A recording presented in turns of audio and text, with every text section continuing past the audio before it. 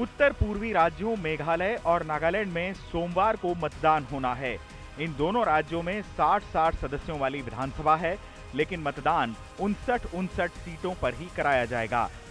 मेघालय के सोहियांग से United democratic party के उम्मीदवार HDR लिंगदोह के निधन की वजह से इस सीट पर फिलहाल मतदान नहीं हो रहा है। उधर नागालैंड की अकुलुतो सीट से कांग्रेस के एकमात्र प्रतिद्वंदी खेकाशे सुमी के दौड़ से बाहर हो जाने के बाद बीजेपी उम्मीदवार काजेतो किनिमिन निर्विरोध चुने गए हैं। दोनों राज्यों में मतदान की सभी तैयारियां पूरी कर ली गई हैं। मेघालय में कुल 375 प्रत्याशी चुनावी मैदान में हैं, जबकि नागालैंड में 184 प्रत्याशी अपनी किस्मत आजमा रहे हैं। मेघालय में सत्तारूढ़ नेशनल पीपुल्स पार्टी सत्ता में वापसी की कोशिश कर रही है।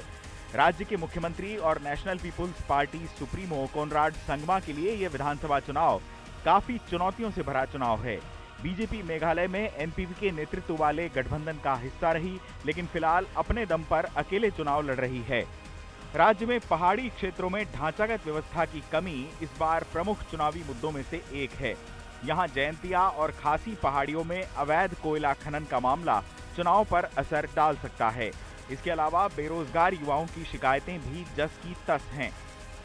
राज्य में सभी पार्टियों ने अपने घोषणा पत्र में नौकरियों और चुनाव के अवसर पैदा करने का वादा किया था, जो पूरा होता नहीं दिखा।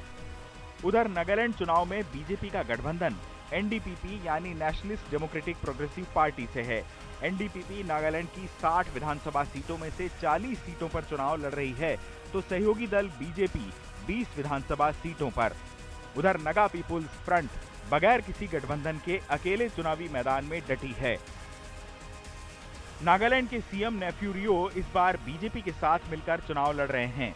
नेफ्यू रियो का लगातार यह 8वां चुनाव है। हालांकि साल 2018 के चुनाव में सीएम नेफ्यू रियो ने नगा पीपुल्स फ्रंट के टिकट पर चुनाव जीता था। इस बार वह 5वीं बार सीएम बनने की रेस में हैं। नेफ्यू रियो का यह 8वां चुनाव है। उनका सीधा मुकाबला कांग्रेस के सेविलियू सचू के साथ है। चुनाव आज तक।